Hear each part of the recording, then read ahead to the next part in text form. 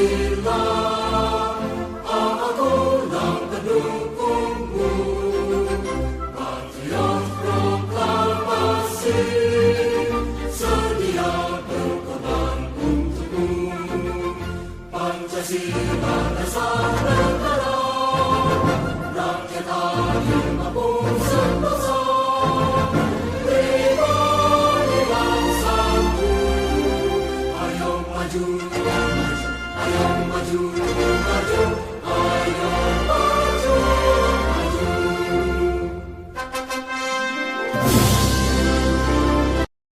Bab 1. Memahami kedudukan dan fungsi Pancasila. Nah, anak-anak, perlu diketahui bahwa istilah Pancasila dalam kehidupan kenegaraan diperkenalkan pertama kali oleh Insinyur Soekarno dalam sidang BPUPKI atau Badan Penyelidik Usaha-Usaha Persiapan Kemerdekaan Indonesia pada tanggal 1 Juni tahun 1945. Sehingga pada tanggal 1 Juni ditetapkan sebagai hari lahirnya Pancasila. Adapun tanggal 18 Agustus 1945, PPKI menetapkan rumusan Pancasila sebagai dasar negara sebagaimana pada alinea keempat pembukaan Undang-Undang Dasar tahun 1945. Nah, anak-anak, ini ada video, yuk kita simak usulan dari Insinyur Soekarno dalam merumuskan dasar negara. Saudara-saudara, dasar-dasar negara telah saya usulkan. 5 bilangannya. Inikah Pancadharma? Bukan. Nama Pancadharma tidak tepat di sini. Dharma berarti kewajiban. Sedang kita membicarakan dasar. Saya senang kepada simbolik. Simbolik angka pula. Rukun Islam 5 jumlahnya. Jari kita 5 setangan. Kita mempunyai panca indera. Apalagi yang 5 bilangannya? Pendawa pun 5 orangnya. Sekarang banyaknya prinsip kebangsaan, internasionalisme, mufakat, kesejahteraan, dan ketuhanan. 5 pula bilangannya. Namanya bukan Pancadharma, tetapi saya namakan ini dengan petunjuk seorang teman kita ahli bahasa. Namanya ialah Pancasila. Sila artinya azas atau dasar. Dan di atas kelima dasar itulah kita mendirikan negara Indonesia kekal dan abadi. Nah, anak-anak, setelah kita menyimak video tadi, Pancasila yang ada saat ini merupakan usulan dari Insinyur Soekarno yang disepakati oleh peserta rapat. Adapun nilai-nilai Pancasila sebagai dasar negara dan pandangan hidup adalah sebagai berikut.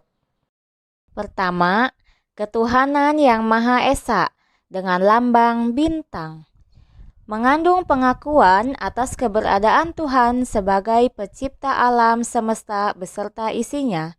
Oleh karenanya, sebagai manusia yang beriman, yaitu meyakini adanya Tuhan yang diwujudkan dalam ketaatan kepada Tuhan yang Maha Esa, dengan menjalankan segala perintahnya dan menjauhi segala larangannya. Selanjutnya, bintang emas mengandung maksud bahwa bangsa Indonesia adalah bangsa yang religius, di mana bangsa yang beriman dan bertakwa kepada Tuhan yang Maha Esa sesuai dengan kepercayaannya masing-masing. Contoh kegiatan yang bisa diterapkan sesuai sila pertama yaitu 1. Percaya kepada Tuhan yang Maha Esa. 2. Hormat menghormati. 3. Hidup rukun. 4. Bekerja sama antara pemeluk agama dan penganut kepercayaannya yang berbeda-beda. 5. Tidak memaksa suatu agama atau kepercayaannya kepada orang lain. Kedua, kemanusiaan yang adil dan beradab dengan lambang rantai mengandung rumusan sifat keseluruhan budi manusia Indonesia yang mengakui kedudukan manusia yang sederajat dan sama, mempunyai hak dan kewajiban yang sama sebagai warga negara yang dijamin oleh negara. Pada lambang rantai disusun atas gelang-gelang kecil dengan jumlah 17 gelang dan saling menyambung, di mana itu menandakan hubungan manusia satu dengan yang lainnya yang saling membantu. Selanjutnya, gelang yang berbentuk persegi menggambarkan pria, sementara gelang yang berbentuk lingkaran menggambarkan wanita. Contoh, sila kedua Pancasila yang bisa diterapkan di lingkungan masyarakat yaitu 1. Sikap saling mencintai sesama manusia. 2. Tenggang rasa. 3. Gemar menolong orang lain. 4. Tidak membeda-bedakan. 5. Berbicara kepada orang lain dengan sopan santun. Ketiga, Persatuan Indonesia dengan lambang pohon beringin merupakan perwujudan dari paham kebangsaan Indonesia yang mengatasi paham perseorangan, golongan, suku bangsa, dan mendahulukan persatuan dan kesatuan bangsa sehingga tidak terpecah belah oleh sebab apapun. Ini contoh sila ketiga Pancasila dalam lingkungan masyarakat, yaitu 1. Rela berkorban. 2. Cinta tanah air. 3. Mencintai produk lokal. 4. Bergaul dengan teman tanpa membedakan suku, ras, dan adat istiadat. 5. Menjaga keamanan lingkungan. Keempat, kerakyatan yang dipimpin oleh hikmat kebijaksanaan dalam permusyawaratan perwakilan dengan lambang kepala banteng merupakan sendi utama demokrasi di Indonesia berdasarkan atas asas musyawarah dan asas kekeluargaan. Contoh sila keempat Pancasila dalam lingkungan masyarakat yaitu 1. Mengutamakan keputusan yang diambil secara musyawarah. 2. Tidak memaksa kehendak orang lain. 3. Melaksanakan musyawarah mufakat. 4. Menghormati dan menjunjung tinggi hasil musyawarah. Kelima, keadilan sosial bagi seluruh rakyat Indonesia dengan lambang padi dan kapas merupakan salah satu tujuan negara yang hendak mewujudkan tata masyarakat Indonesia yang adil dan makmur berdasarkan Pancasila. Padi dan kapas mencerminkan pangan dan sandang. Ini menandakan tidak adanya kesenjangan antara satu dengan yang lain. Pada Pancasila, padi dan kapas dijadikan sebagai dasar kelima berbunyi keadilan sosial bagi seluruh rakyat Indonesia. Contoh sila kelima Pancasila dalam lingkungan masyarakat yaitu 1. Sikap adil kepada sesama. 2. Menjaga keseimbangan antara hak dan kewajiban. 3. Menghormati hak-hak orang lain. 4. Mengikuti dalam kegiatan gotong royong. Nah, anak-anak, tadi sudah dijelaskan mengenai makna, lambang, serta nilai-nilai yang terkandung dalam Pancasila. Sekarang, kita membahas mengenai Pancasila sebagai dasar negara. Artinya, sebagai dasar untuk mengatur penyelenggaraan ketatanegaraan negara yang meliputi bidang politik, ekonomi, sosial budaya, dan pertahanan keamanan. Pancasila ditetapkan sebagai dasar dan ideologi sekaligus dasar filosofis bangsa dan negara, sehingga setiap materi peraturan perundang-undangan tidak boleh bertentangan dengan nilai-nilai yang terkandung dalam Pancasila.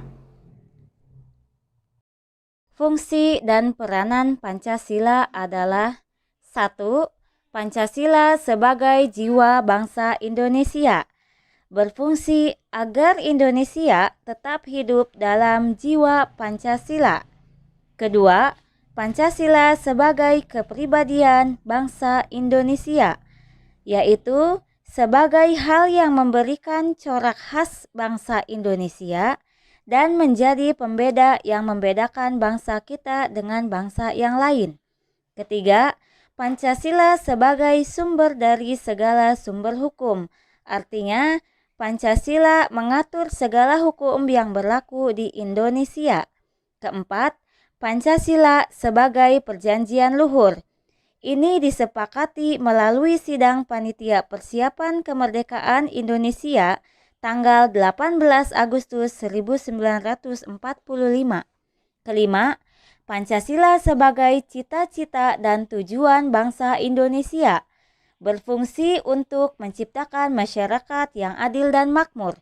Keenam, Pancasila sebagai satu-satunya asas dalam kehidupan berbangsa dan bernegara. Artinya, sebagai konsekuensi ditetapkannya Pancasila oleh bangsa Indonesia sebagai dasar negara dan juga merupakan perwujudan pelaksanaan Pancasila secara murni dan konsekuen. Ketujuh, Pancasila sebagai moral pembangunan, sebagai acuan untuk pembangunan. Pancasila sebagai ideologi NKRI. Ideologi artinya ide, gagasan, atau keyakinan. Pancasila sebagai pandangan hidup, keyakinan hidup, ajaran hidup, atau jalan hidup yang bisa disebut way of life. Berarti Pancasila dijadikan sebagai pedoman serta petunjuk dalam menjalankan kehidupan sehari-hari. Nah, anak-anak, itulah materi mengenai memahami kedudukan dan fungsi Pancasila telah disampaikan. Anak-anak, cukup sekian ya pertemuan kali ini. Atas semangat perhatian antusias kalian, terima kasih ya. Dadah, wassalamualaikum warahmatullahi wabarakatuh. Sampai jumpa lagi ya.